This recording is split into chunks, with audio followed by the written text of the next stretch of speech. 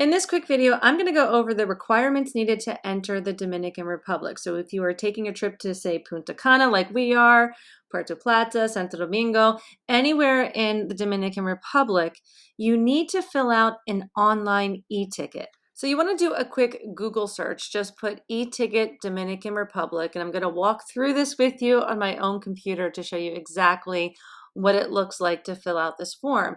Then a few sites will pop up as you see. You want to make sure that you're going to be on the official site, which is migracion.gov.do. And I will put that in the description below so you can make sure you're on the right site. Then it's going to walk you through exactly what you need to fill out. So it's really not that difficult. You do need your passport, your ticket confirmation, your airline ticket confirmation number, and airline flight number going and coming. So this replaces the paper customs and immigrations form that you used to fill out pre-COVID. Everything is now done online. Once you enter the site, you can change it right away to English. It will probably pop up in Spanish, but you'll see here to the top right, there's a drop-down menu. You can change it to English or several other languages. Then you want to choose the button e-ticket application, and it's going to pop up something in Spanish. Even though we chose English, it's asking if you want a new ticket. So nuevo e-ticket, that's what you want to click. And then you can go back up and choose English again. And this time it will stay in English. Now, if you are traveling with children or someone else, you can actually toggle this button over to the right to yes, and you can fill out everybody's in one shot, which is very convenient. It's going to ask you to prove that you're not a robot. So you have to click all the annoying boxes to see if you can choose the shape and then hit submit, and the process will get started. One very important thing that I didn't do is up on the left-hand corner, you'll see they give you an application code. I blocked mine out for privacy, but you want to screenshot that, write it down, whatever you need to do, because at the end of this process, they're going to give you a QR code. And if you lose that, then you have to go back into the site and they're going to ask you for the application code. So make sure you capture that.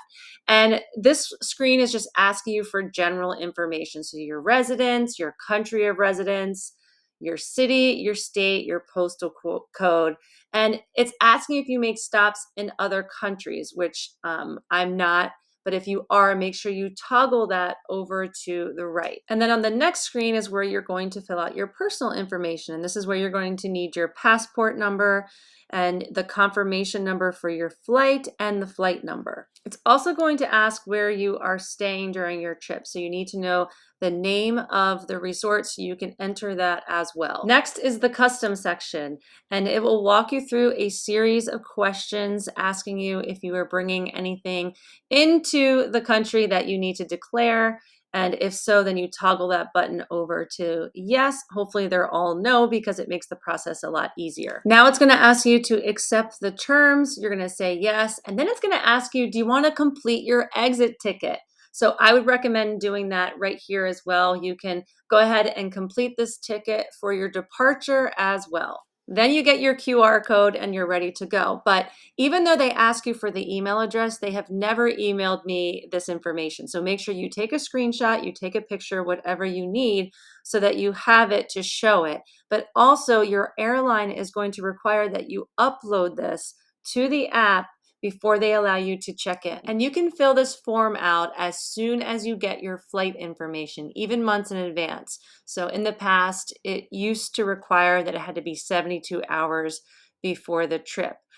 But it must be filled out before arriving at the airline counter at the airport, because you have to present it to the airline. And of course, the only other thing you need to enter is a valid passport. So this is a great time to check those expiration dates. Make sure your passport is not expiring soon, and you no longer need a COVID test to enter the Dominican Republic.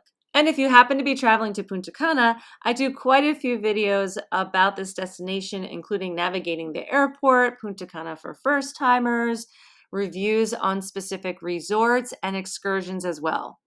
And of course, I will put all of those in the description, so make sure you check them out. And if you are new to our channel, 3 Days and Tres Noches, we bring you honest reviews, travel tips, and information about the destinations that we go to. So please like and subscribe, and you can also find us on TikTok, Instagram, and Facebook.